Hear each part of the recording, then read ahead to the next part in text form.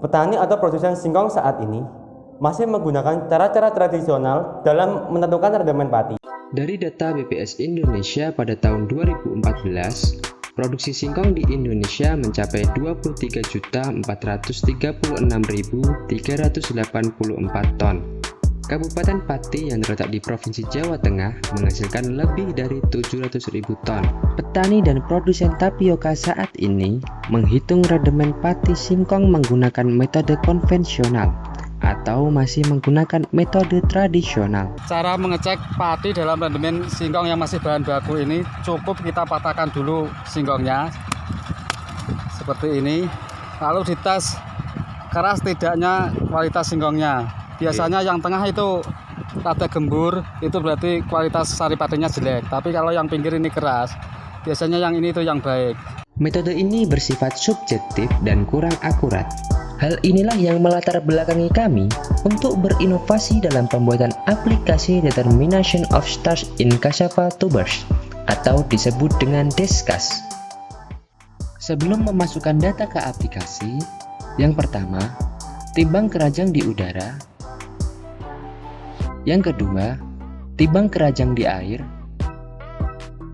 Yang ketiga, timbang sampel di udara. Yang keempat, timbang sampel di air. Cara menggunakan aplikasi Deskas. Yang pertama, pilih fitur hitung rendemen. Yang kedua, mengisi nama, misalkan Kabupaten Pati. Yang ketiga, pilih jenis singkong. Misalnya yang digunakan adalah singkong daplang. Yang keempat, mengisi berat keranjang di udara atau TO. Yang kelima, mengisi berat keranjang di air atau TU.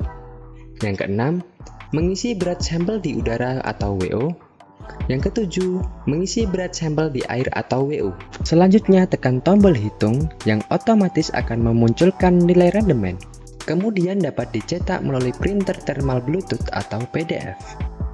Bagi kami, setelah menggunakan aplikasi ini, kita kan biasanya hitungnya hanya pakai kira-kira gitu ya. Kira-kira rendemennya berapa.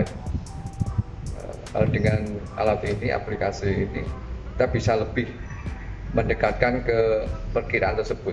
Walaupun ini sama-sama prediksi sebenarnya, tapi ini prediksi yang lebih ilmiah menurut saya.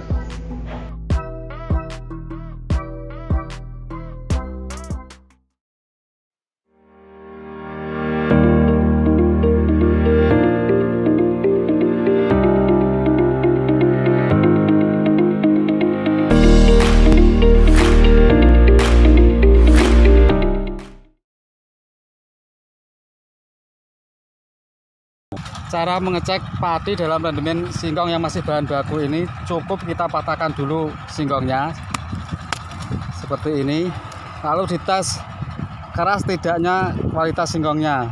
Biasanya yang tengah itu rada gembur, itu berarti kualitas sari padinya jelek. Tapi kalau yang pinggir ini keras, biasanya yang ini itu yang baik.